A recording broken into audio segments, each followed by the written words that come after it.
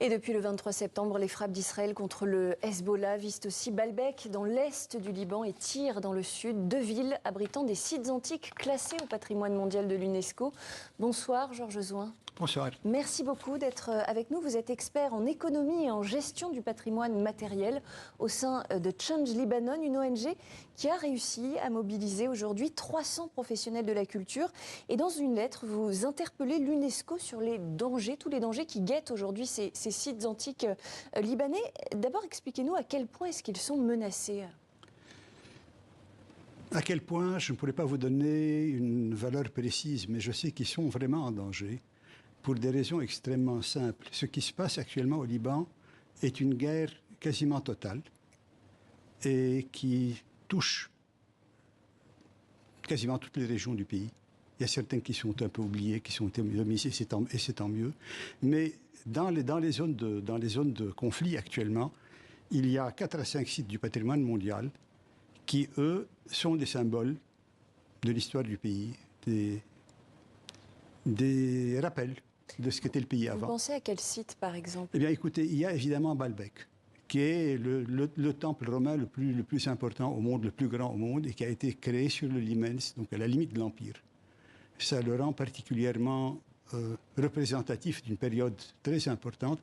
Et l'avantage est qu'il a perduré, et il a été transformé pendant longtemps en lieu de jeu pour les enfants et pour les habitants, jusqu'au moment où un groupe de Libanais a décidé de faire un festival annuel de musique, de théâtre, de plaisir, de loisirs, qui a eu un succès absolument énorme, tant que ce soit au Liban ou à l'étranger. Mais donc ça montre que ce sont des lieux antiques, des lieux d'histoire, mais aussi des lieux de vie. Alors à la demande du Liban, une session extraordinaire du Comité pour la protection des biens culturels en cas de conflit armé se tient demain justement dans les locaux parisiens de l'UNESCO. Qu'est-ce que vous attendez concrètement de cette réunion et de la part de l'UNESCO?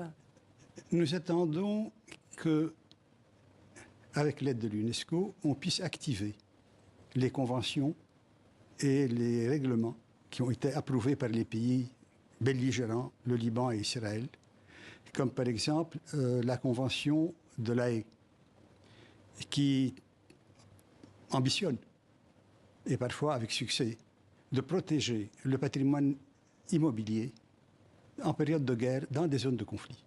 On a bien vu, cela dit, dans l'histoire récente, je pense par exemple au conflit en Syrie, que des sites historiques comme le site de Palmyre n'ont pas pu être protégés par la communauté internationale. Tout le problème est posé dans un cas pareil, dans la présence de deux belligérants qui reconnaissent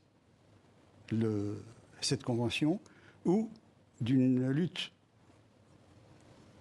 de gangs qui viendrait se batailler tout autour d'un lieu lequel gang ne reconnaîtrait pas la Convention. Évidemment, ce n'est pas un pays, ce n'est pas un État, ce n'est pas un gouvernement. C'est là où il y a un ordre qui fonctionne, un ordre administratif, gestionnaire. Il y a effectivement ces textes internationaux, mais dans votre lettre à l'UNESCO, vous évoquez même la mise en place de sanctions pour protéger, vous dites, ces trésors irremplaçables. À quel type de sanctions est-ce que vous pensez précisément ? L'UNESCO est comme toutes les Nations Unies, sauf les gardiens de la paix, n'ont pas d'armes. Leur seule arme est les textes normatifs qu'ils ont, les textes des règlements, des conventions, d'accords, etc.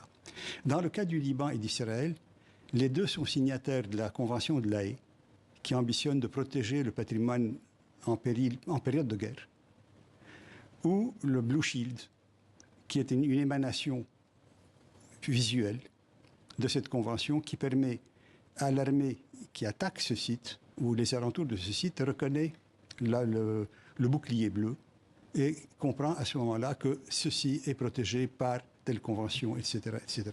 Et prendrait en tant qu'État le soin de ne pas attaquer, de ne pas détruire, de ne pas utiliser ce site qui est protégé par et la Convention du patrimoine mondial pour Baalbek et le Blue Shield, qui aussi est appliqué sur Baalbek.